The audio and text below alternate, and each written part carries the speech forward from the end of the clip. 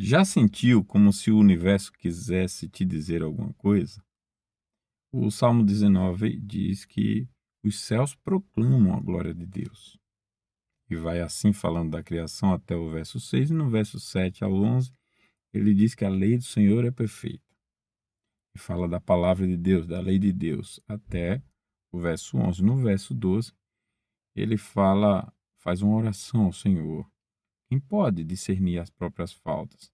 Absolve-me das que me são ocultas, da soberba guarda o teu servo, que ela não me domine, então serei livre de grande transgressão. E ele encerra no verso 14, as palavras dos meus lábios e o meditar do meu coração sejam agradáveis na tua presença. De maneira que a gente pode dizer que o Salmo 19 fala de três vozes: a da criação, a da escritura e a do coração transformado por essas vozes. Ou a gente pode dizer que ela fala de duas vozes: a voz de Deus na criação, a voz de Deus na escritura e a resposta que essa voz produz no coração do eleito. E então, na primeira parte, nós temos aqui os 6 primeiros versículos mostrando, como diz Calvino, o teatro da glória de Deus, né? Então, os céus proclamam a glória de Deus. E é uma linguagem universal. O sol, como noivo que sai de seu aposento, percorre o seu caminho com vigor. Aqui é mostrando a força, o vigor, né, da prova que existe um arquiteto soberano e que o sol faz isso, anuncia, proclama sem palavras, um anúncio misterioso. E a lição é clara. A incredulidade é uma decisão da maldade do coração humano, porque pela criação o ser humano tem condições de saber que existe um Deus e reconhecer que ele existe. E não viver incrédulo e viver preparado para ouvir a voz da palavra, a voz da Escritura, a voz da pregação do Evangelho, a voz daquilo que está escrito na Escritura e que deve ser pregado, porque a fé vem pelo ouvir a pregação do Evangelho, da Escritura, deve ser pregado por homens escolhidos por Deus para essa pregação, para esse ofício. Então, não deveria haver surpresa, resistência nenhuma, muito menos dificuldade para o ser humano, a partir da criação, reconhecer também que Deus fala pela Escritura por meio da pregação. Então, a mensagem aqui é: não há desculpas. O próprio Romanos 1,18 vai dizer, né? A ira de Deus se revela do céu contra toda maldade e perversão dos homens, que muda a verdade de Deus pela mentira, porque o que de Deus pode conhecer é manifesto entre eles. Porque Deus lhe manifestou tanto os atributos invisíveis, a sua glória, o seu eterno poder, claramente se reconhece pelas coisas que foram criadas e tais homens são indesculpáveis, então não há desculpa. Se Deus se fez ver na natureza, ele exige a nossa adoração porque ele merece.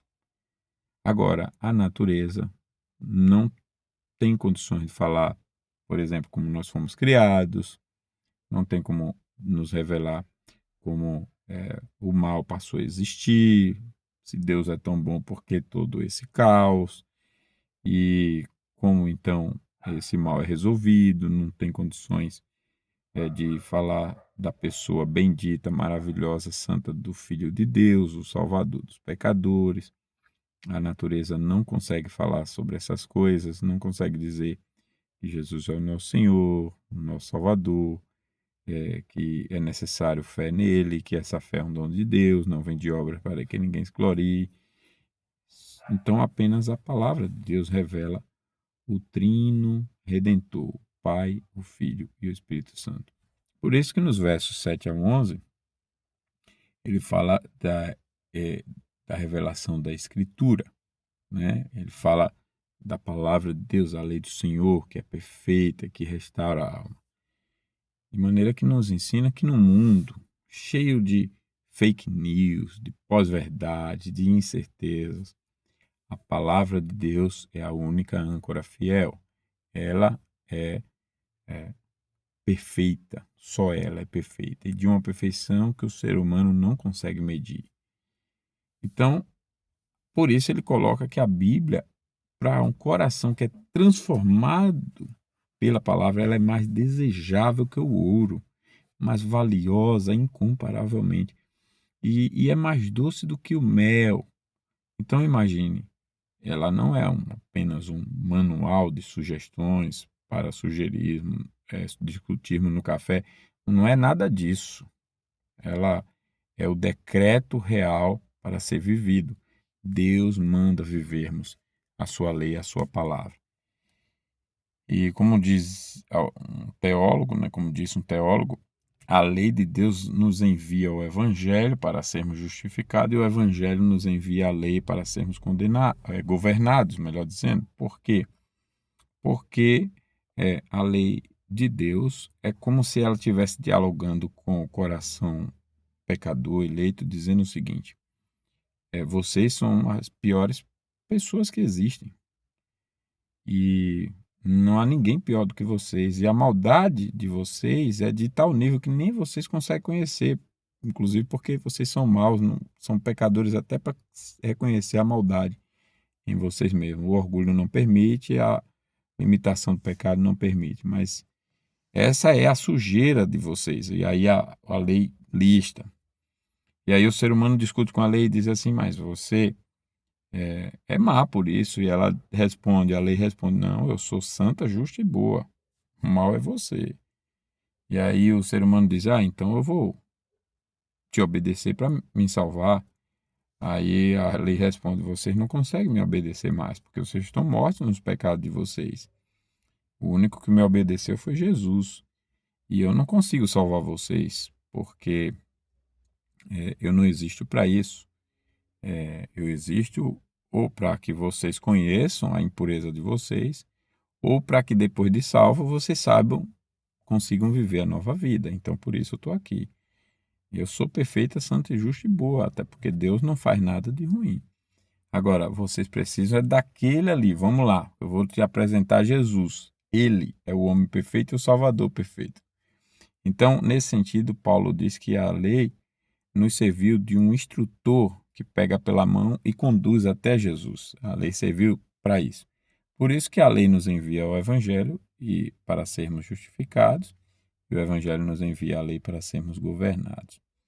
E é claro que o ser humano era para responder com fé a partir da pregação do Evangelho, a partir da pregação da lei. Mas o ser humano que rejeitou a voz de Deus na criação também rejeita a voz de Deus na palavra. Porém, aqueles que ouvem, aqueles em quem Deus opera, faz o chamado eficaz, ou seja, cria de novo e coloca fé para que essa pessoa responda com conversão, arrependimento, obediência imediata, humilde e sincera, arrependimento para a vida e santificação, sendo adotado, sendo justificado, adotado como um filho e por fim verá a glorificação. Então, essa pessoa responde no coração dela, é produzida uma resposta e que envolve tudo isso que eu acabei de resumir. Então vem a parte final, que é a voz do coração humano transformado, né? Então, assim como a voz de Deus exige uma resposta, o ser humano responde e responde olhando para dentro de si, primeiramente, da sua sujeira. Então, quando a luz da palavra penetra o coração, apresenta, revela que há até pecados ocultos, que há até pecados insolentes.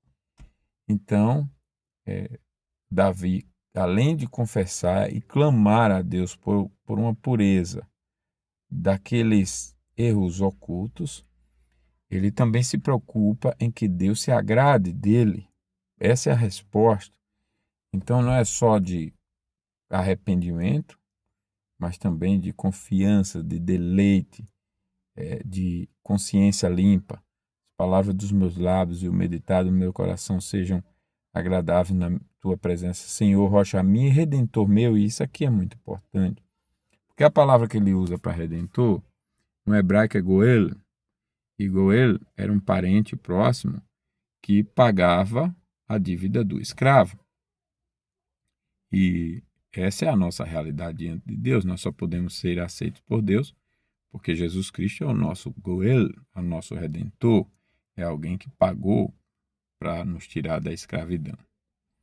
Então, eu pergunto o seguinte: primeiramente, que vozes nós temos ouvido hoje, diante do barulho do mundo? Quais são as vozes? Você tem permitido que essas vozes abafem a voz de Deus? Né? Primeiramente isso. E responda com fé e arrependimento verdadeiro. Responda com fé e arrependimento verdadeiros, porque sem fé é impossível agradar a Deus. E busque a Deus de todo o coração. Peça a Ele: Senhor, abre os meus olhos para que eu contemple as maravilhas da tua lei. Não viva sem a orientação da palavra de Deus. Quando nós estamos dirigindo, o GPS mostra a rota, né? E se você despreza o GPS, você não vai ficar com raiva, mas você se perde. Então a lei de Deus é mais do que um GPS. Ela calcula a tua rota e se você a despreza, você se perde. Agora, ela tem a capacidade de restaurar a alma. Então, ouçamos a voz de Deus. Que Deus nos abençoe.